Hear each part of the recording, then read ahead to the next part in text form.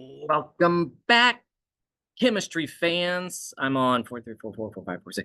Day 46 warm up. This is the combined gas laws topic. And so it's a little different from the ideal gas law. And we got to figure out how we know when to use the ideal gas law and when to use combined gas law. So let's talk about it in the form of this warm up. So let's jump into it right now.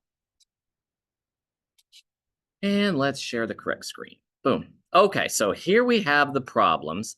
And right away, you'll notice, well, there's a lot more numbers than there were in the last topic.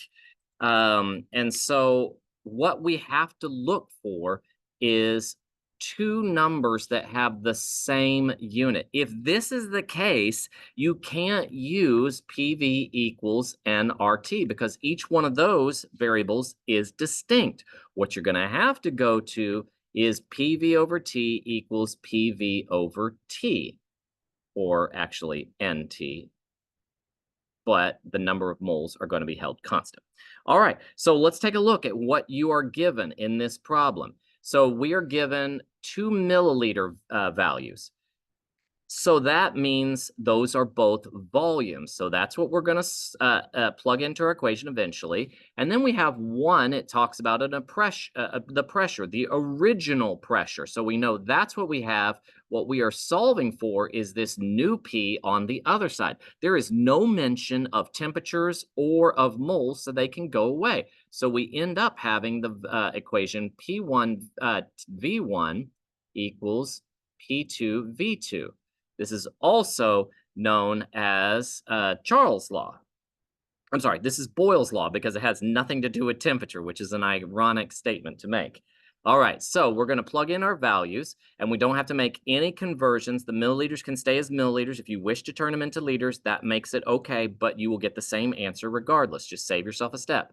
So 1.85 is the pressure. The volume is 40. My new pressure I don't have, but my new volume is 85. So again, if you were to divide both sides by 1,000, they would cancel each other out. So it's unnecessary to make the conversion into liters.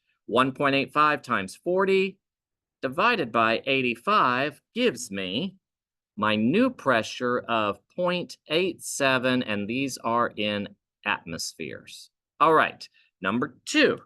Same statement, or same statement I made before. Notice I've got two temperatures. That means that PV equals nRT cannot be used. What we will start with is PV over NT equals PV over NT. Both of these temperatures need to be converted into Kelvin, however. So I will add 273 to both those temperatures. So we have those values. And then I have one pressure,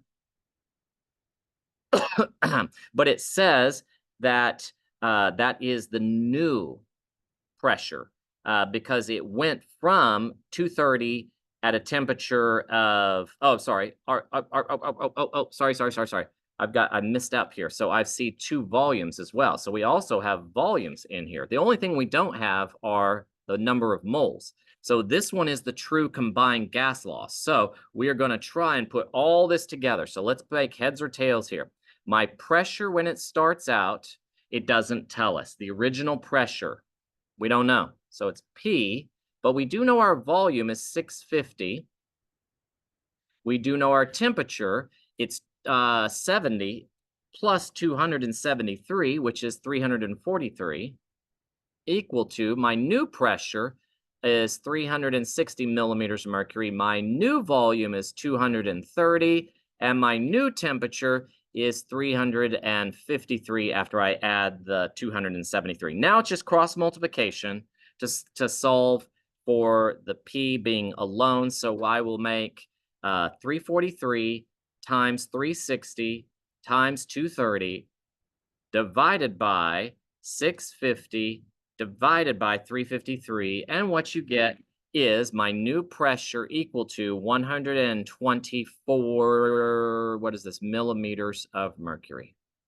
All right, that is everything that I wish for you to know about the math side of this gas laws unit. So thank you very much for watching. I hope that this is somewhat clear, and practice so that the math comes easy to you. Thank you very much. I'll talk to you again soon. Bye-bye.